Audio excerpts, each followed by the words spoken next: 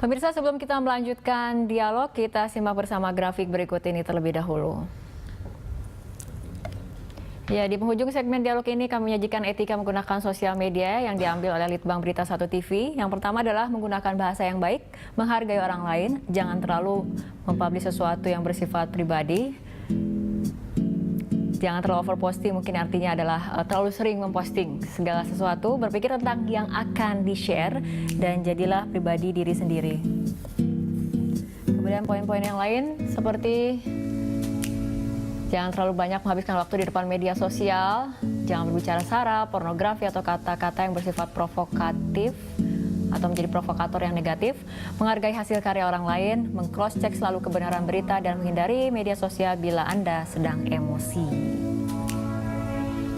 Ya, kita ke Pak Numan. Kita sudah sampai di penghujung segmen dialog nih, Pak Numan. Ini artinya pelajaran apa ataupun pelajaran berharga apa yang bisa kita ambil dari kasus Florence Sihombing? Yang terpenting adalah di poin 11 tadi. Di poin 11 ya. Itu terpenting. Hindari media sosial ketika sedang emosi. Ketika sedang emosi. Bahkan kita dalam kehidupan sehari-hari, ketika kita marah, kemudian kita umbar, selalu menyesal kan? Betul.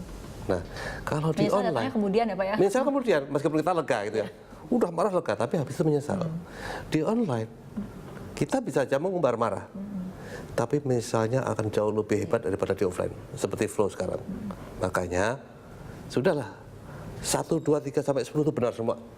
Tadi tipsnya. Tapi yang paling penting adalah jauh-jauh dari media sosial. Saat kamu marah, saat kamu geram, saat kamu pengen nabok orang, saat kamu mau menghina orang. Jauhi semuanya. Handphone lepas, udahlah mandi aja, gitu ya, renang, nonton film, jauh-jauh dari media sosial. Tapi kalau memang pengen mengkritik pemerintah, pengen mengkritik penguasa, pengen mengkritik pelayanan publik, lakukanlah, tapi jangan dalam kondisi emosi.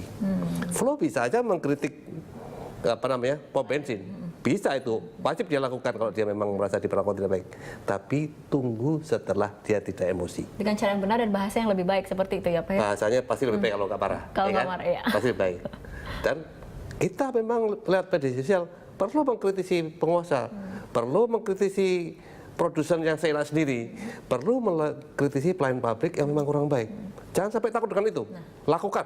Jangan takut dengan undang-undang ITE, lakukan. Tapi jangan dalam kondisi marah. Marah, oke. Jadi jangan kemudian para pengguna media sosial jadi takut hanya karena kasus Flow, tapi yang paling penting jangan marah pada saat ketika postingnya seperti itu. Oke, dari Pak Ismail, seperti apa pelajarannya Pak yang bisa diambil? Media sosial adalah alat semata. Dia bisa bermata dua, ya bisa positif, bisa negatif. Atau kalau bahasa agamanya bisa dikatakan di situ ada surga, di situ ada neraka. Banyak-banyaklah memposting hal-hal, kalau memang mau memposting hal-hal yang sifatnya baik, kebaikan. Mudah-mudahan itu diambil baiknya orang-orang lain supaya dapat pahala. Tapi ketika memposting hal yang jelek, itu akan diterima seterusnya. Oleh sebab itu, pikirkan yang baik-baik saja, ikuti yang baik supaya bisa diikuti orang lain. Jangan hal yang negatif.